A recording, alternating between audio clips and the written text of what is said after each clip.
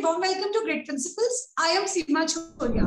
Our guest today is a versatile lady who has been an educator for the past 2 decades, during which she has worked with some of the leading schools across the country. She is the coordinator for SAARC Nations Regional Committee for Global Youth Parliament. She is also Secretary General from India for Global Talk Education, a proud Rotarian and social ambassador for Indian Development Foundation. She is also an advisor for Sports Academy Association of India, territory head for Association for Primary Education and Research, and also the managing director for Igniting Dreams for Young Minds. If this was not enough, she is also the chief coordinating officer for Harvest Education Transformational Services and associated with many social and educational organizations worldwide. She has 2 doctorates, that is PhD in education, doctorate literature in education, and MPhil in education. She is bestowed with many prestigious awards: Best Academic Leader, Bharatiya Vidya Shiromani, Jewel of India, Shiksha Bharati, Nari Shakti, Nation Builder Award from Rotary, Visionary Leader, Proud of India, Educational Icon 2018, Women of Substance, Super Achiever Award, Humanity Award, Dr. APJ Abdul Kalam Professional Excellence Award, Shri Dada Saheb Phalke International Award from Film Foundation for selfless work during COVID times, and many more. Her work has also been recognized by World Book of Record UK in personal and professional categories. As an educator and mentor, she willingly embraces the responsibilities to prepare students not just for academic pursuit, but for life. It's our honor. And we are very, very privileged to welcome this confident, intelligent, determined, and distinguished daughter of India, Dr. Seema Negi, Director and Founder, Principal, Sanjeevani World School, Dahisar East, Mumbai. Welcome to Great Principles, ma'am. Thank you, Seema. Thank you for such lavish, exaggerated introduction, I should say. I mean, I'm truly humbled. I am just a humble soul, and I'm trying to bring the change. I will not say that I am revolutionary when it comes to academics or education, but yes, I am more pro to the young generation who is slightly different than our generation. And I feel if each one of us will take the responsibility of preparing this generation for uncertain future, we will do our work well. So this is what I'm doing. I'm a truly humble soul. That's it about me. Very humble and a modest person in front of us. So ma'am, we would like to know from you, why did you choose education as a profession first? So Seema, honestly, I did not choose education. I think education chose me. So I think I'm the one of those chosen ones who can really every morning get up, because they have so many children to cater to. And every morning is a new morning to learn. And every morning comes with the responsibility that you are preparing the children for your nation. So I think I'm the chosen one, and education chose me, not me choosing the education. Right, so you are destined sort of to change so many lives and impact so many individuals. Yes. And I'm truly proud. So going ahead, this. Absolutely, ma'am. So going ahead, ma'am, there is a very, very innovative thing by you, which is called Principal Ki Pathshala. And you know that these days, principals are at a bit of disadvantage when it comes to building a relationship with students. So what would be your suggestion to them? How can school leaders carve out time to connect with students one-on-one, and what advantages you have found through building relationships with the students? I think this question and this initiative both are very, very close to my heart, because as a principal, basically I'm a teacher at heart. So my core competency or my core attribute is definitely being a teacher. And when we talk about this generation, again, which I always train my teachers for something very important, that is generational disparity. Now, this generation at times is a very lonely generation, because they are the digital natives. And most of the time when our children sit with gadgets, and even if they tell their teacher or to their parents that they are doing research, we as parents also peep in to find out whether they are doing research or they are doing something else. So somewhere down the line, I felt that this generation needs to be listened. They need somebody to listen to them. And that is how this initiative started, Principal Ki Pathshala.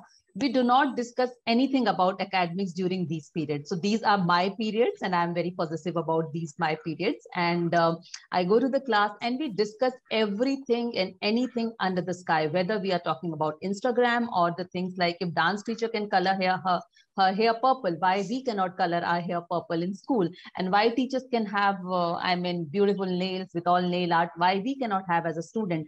Then what are the future professions, how we have to get ready, what are the adversity quotient that the children need to be ready for. So we discuss about everything, and trust me, this generation is so empowered. You just throw one situation in front of them and they will come up with a better solution that we cannot think. So for me, the simple mantra is the learner in me bow down to the learner in you. So my students are the learners, and I every day learn from them. And the kind of, I think, selfless love that you get from them, because then they understand that, yes, you are talking sense. You have not just come there to give them those life gyans, which often we keep on giving, and we have to give. I know that's part of our work.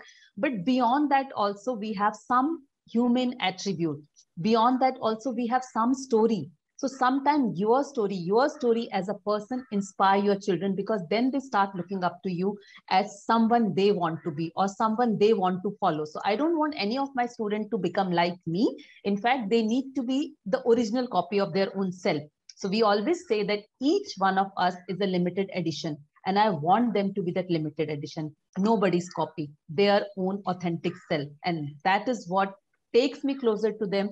And what I have learned during these 3 years with this initiative, that children have immense potential. We all know that. We all know that children have immense potential. Sometimes we do not give them this space, because at the end of the day, everybody runs behind the marks. So apart from mark-centric education, the day we will make it life-centric education, I think we will prepare our children for a better future. And that is a small endeavor that we do.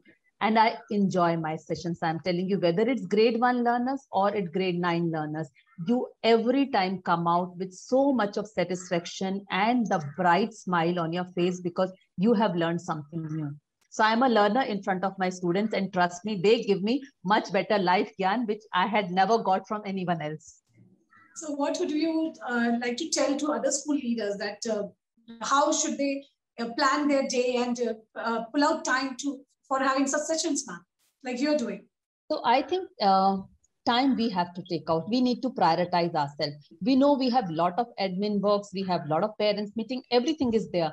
But what gives you that kind of energy that you can carry your work throughout the day? It's the children who give you that kind of energy. So the day you will start deriving your energy from the students, and you can start your day with entering the class, you can end your day by entering the class, and trust me, all your fatigue, all your stress, all your tension, it will evaporate, because that is the kind of positive affirmation our students give us.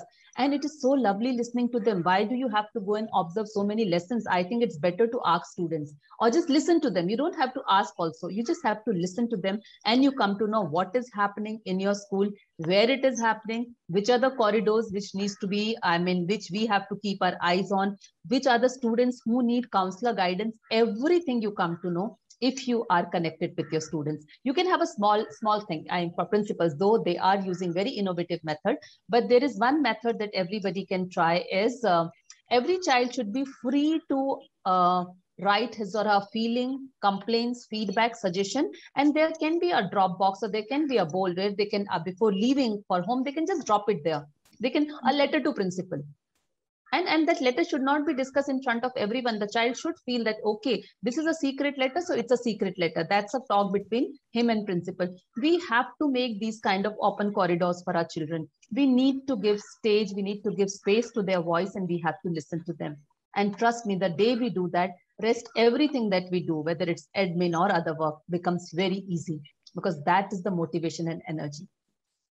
Absolutely, ma'am. So very powerful message by ma'am here, that, open the doors of conversation with children, and they are the source of giving you all the happenings in one go. You get the entire, there's what is going on in the school and where it needs to be improved. So make your leadership better by connecting to students. So this is a message from ma'am here. Going ahead, ma'am, what is the philosophy of your school and what makes it unique? So our philosophy is very, very simple, and the very we have used during pandemic so much, overused in fact, and that is collaboration. Nothing can happen if you and parent fraternity do not collaborate. See, either we have parents at one end of the rope and school at one end of the rope, and there is always a tug of the war. So we want to break this tug of the war. We need to go ahead with our parents. There is a story that we keep on narrating whenever new parent come to us. We keep on narrating it again and again. And that is that you might have seen Jagannath Puri Rath Yatra. Okay. When I talk about Jagannath Puri Rath Yatra, there are three main components. One is the chariot, wherein Lord Krishna, Subhadra, and Balram, they sit. And second is the group of people who pull the chariot. Third is the group of people who cheer for them. So for us, our students are the one who are sitting on the chariot. So when parents pull the chariot, we as school need to cheer for them. And when we pull the chariot, parents need to cheer for them, cheer for us. So if we follow this collaborative module, I don't think there is anything which is difficult, because at the end of the day, it is not your child or my child, my student, your child. It is our child. So the day we take this responsibility amicably, I think harmony comes and stays nicely throughout the years and years and years. So that is the simple philosophy: collaborate, collaborate, and collaborate. An amazing school with a very simple philosophy in one word, that is collaborate, but yet again, a very, very effective way, because a student, a child has an equal weightage towards its home and school. Both carry the equal weightage, so they both need to work in sync. So going ahead, ma'am, on this note, I would also like to ask you, how can focus on technology in school curriculum help in creating the next generation of entrepreneurs in the country? So first thing, technology is here to stay. All of us, I think all of us are using mobile. All of us use WhatsApp. We have so many apps downloaded. Who is not using technology in today's day? So when we are using technology and we know technology is the game changer, shouldn't we prepare our children for that? And before that, shouldn't we get prepared for that? We don't have to wait for any pandemic to come and disrupt everything. So when everything was disrupted, disaster-driven digitalization started. And from disaster-driven digitalization, then teachers empowered themselves. They went through the entire cycle of reskilling themselves, unlearning and relearning. Now they are empowered with technology. So if you ask me, technology is here to stay. Whether we talk about AI, we talk about augmented reality, we talk about anything, and now coding coming in. So before coding, we have to start computational thinking right from the beginning. So what we need to do is we need to master technology. We need to become the creator.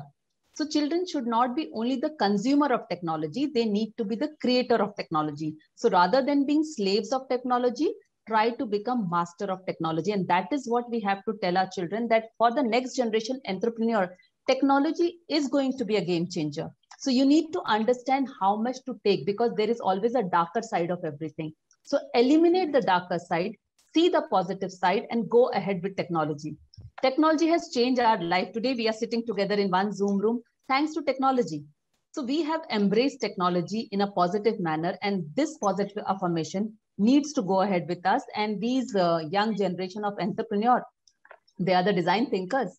They will take technology to a highest level, to a different level. By the time we will learn Python, there's always our language. Already our language is there. So technology is changing very drastically. We have to maintain the pace. And to maintain the pace, trust me, go to this young generation. They will teach us better, because they are the future. And they have embraced technology very well. So I think curriculum, when combined or in sync with technology, if that is given to the child is getting ready again for the future jobs which are still not existing, for the future which we still cannot foresee. Our children need to be ready for that. And this pandemic has given us this opportunity to tell you honestly, we should never waste any good crisis. And we can consider this pandemic as a crisis.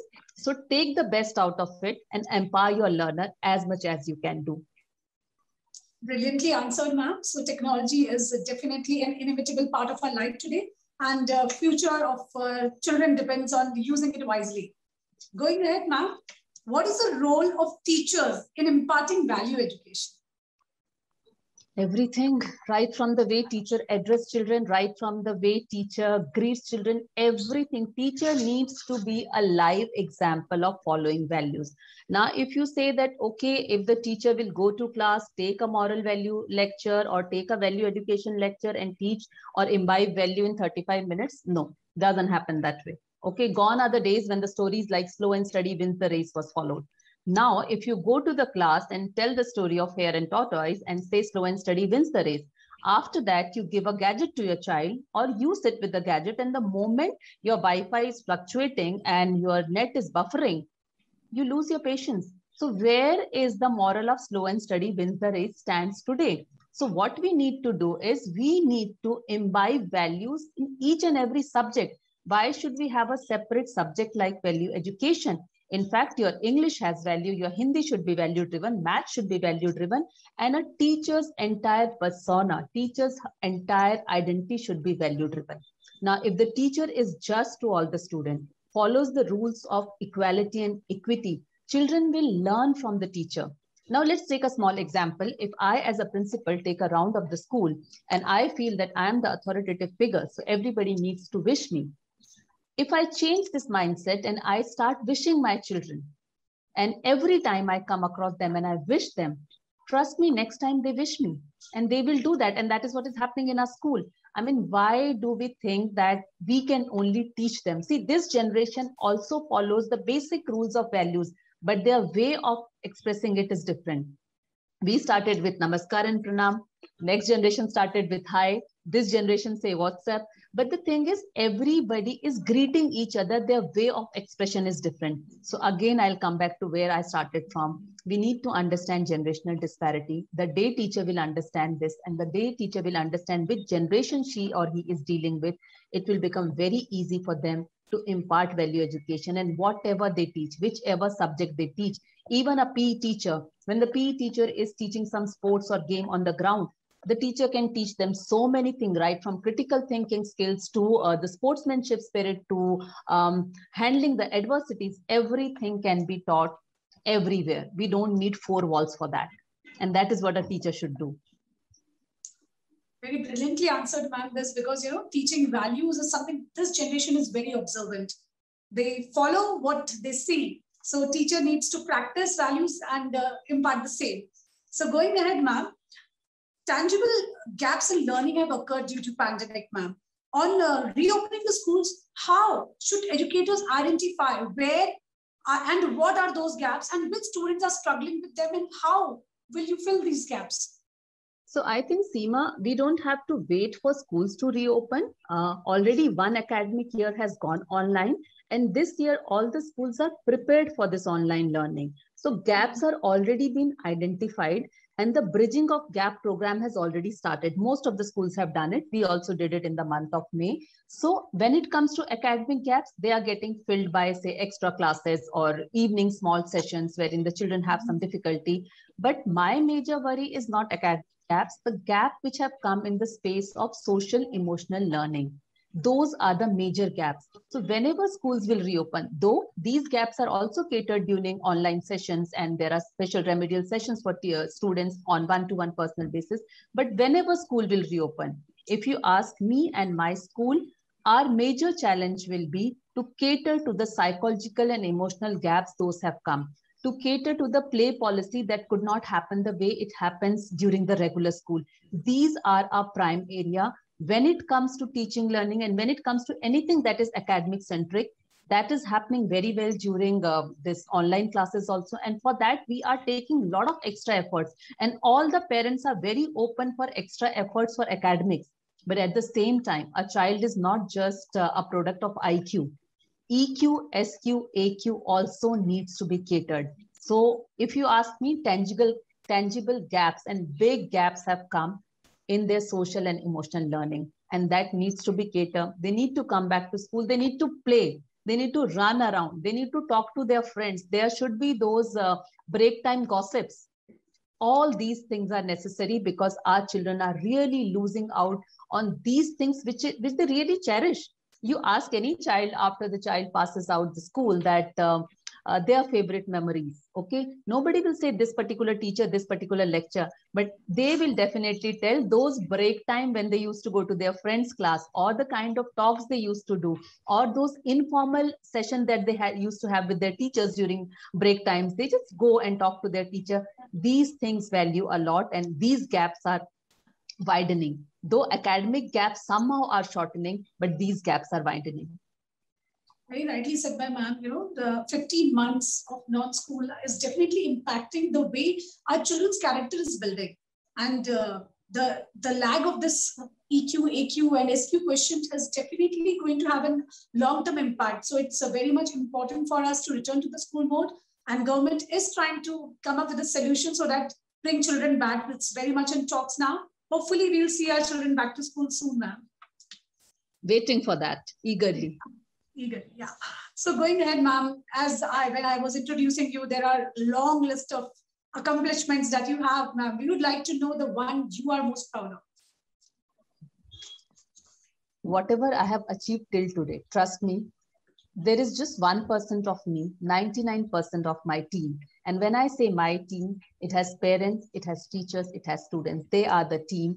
I'm just the face of the team. I'm the one who is interviewed everywhere, or the photo goes everywhere. But there are a lot of people who are working behind this. So I owe everything that I have in my life to them. But when you talk about one achievement, I think something very significant that we did last year when the pandemic was going on, and everybody was like, all were thinking negative about the pandemic. I mean, everything was disrupted. We thought, why not do something which is more positive and affirmative? And we made a world record. Our 500 students, they participated in virtual talent show, virtual online talent, and everybody possesses a different talent, whether it's music or it's dance, cooking or it's drawing, anything. And they displayed their talent for 24 hours, 2 days back to back, 12 hours. And we created this world record, World Book of Record, London, that we created that, which honestly, we would have not done it during the regular time. You imagine during regular time telling 500 students to perform back to back, one after other, difficult. So we could do something wherein there was a ray of hope, there was positivity. Why it has become so important? Because when everybody was in the echo chamber of negativity, we thought of doing something positive, something affirmative. That is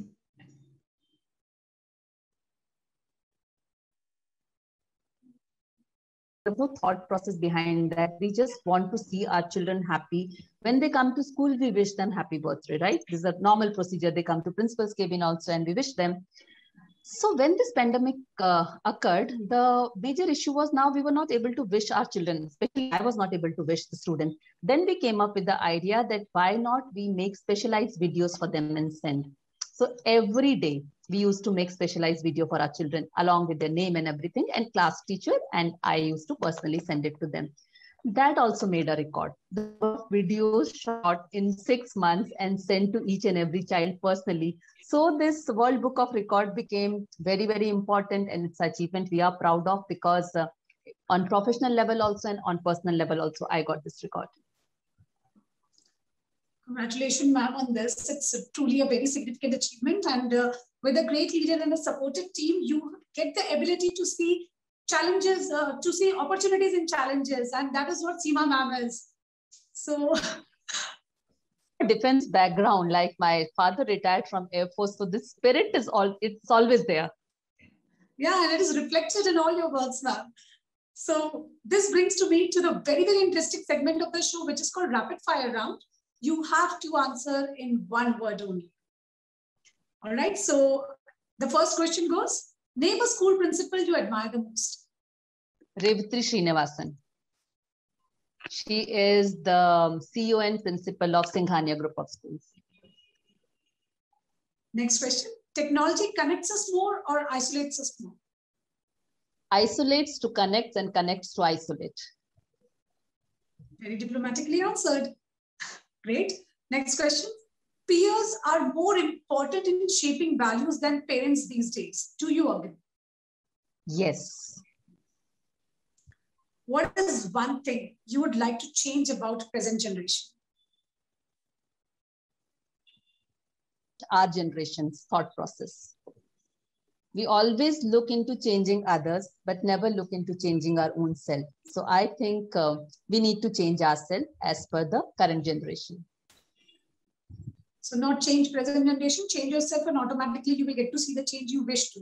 Yes. Brilliant, brilliant. So is homeschooling better than traditional education? Education is better and learning knowledge is better, whether it's homeschooling or traditional schooling or the online schooling. Great. Last question of this segment. Should schools give homework? Schools should give work so that child can enhance his or her skill. Homework basically is parents' demand. But if we keep homework aside, there are so many things that a school can give to children to research, to then sharpen their skills. And if, I'm sorry to say, but when we talk about Indian education system and we talk about the kind of pressure schools face from parents for homework, if we just eliminate that, our child will be a holistically developed child with academics and passion running together. Somehow, in the rat race of homework, we kill the passion of our child. Absolutely, absolutely, ma'am. And even in one word, you have answered such beautifully all the questions. There is so much insights that you have given us. So we have seen your professional front. So we would also like to know, ma'am, when ma'am is not working, what keeps her stress buster? What keeps her energized? So what are your hobbies or sports you're involved into? So sports, many. I'm the person who has actually done everything that ends with ing, whether it's parasailing, paragliding, scuba diving, horse riding, rifle shooting, tracking, you name it, and I have done it. Okay. I enjoy adventurous sports because they teach us a lot about life. Next is when I have free time, I love to listen to music. I love to read. As much as time I can give myself for these things, I do that. And the best stress buster is giving the me time to my own self. And I do that, come what may. Wow. So this is ma'am who loves adventure sports and me time that is very much required for each one of us to, introspect ourselves also it's needed. So this brings me to the last question of the day, which is also called viewer's choice question, ma'am. A lot of emphasis has been given to the skill development in NEP. Should learning in educational institutes be based on outcome? What are your opinions? Question is, what outcomes are we looking for? If we are talking about only academic outcomes, then I think holistic education is only a jargon. If we are looking for outcomes wherein we are developing a child for academics also, for skills also, so that the child is ready for the life. If we are preparing a child for the life, if we are making a child a lifelong learner, a child who will not give up, a child who will learn that, okay, apart from success stories, there are failure stories also of bouncing back. If we are giving that to society, then the outcomes makes a difference. Otherwise, there is a race of marks, and we go ahead with that. We want to, put the big posters with 99%, 100% result.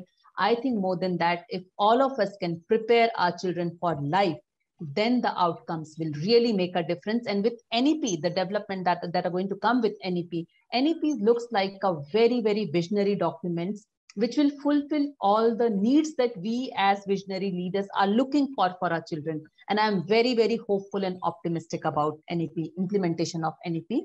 And I think, yes, outcomes when they are making our children future ready, not just academics, then it is important. Absolutely, ma'am. So first, you define the goal of education, that the goal of education should be to make children ready for the life.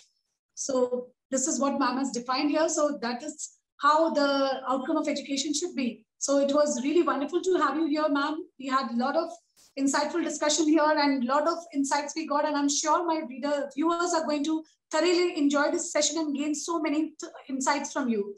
Thank you so much for your time. It was really wonderful to have you here, ma'am. Thank you so much. Thank you to the entire technical team who is behind this. Thank you so much.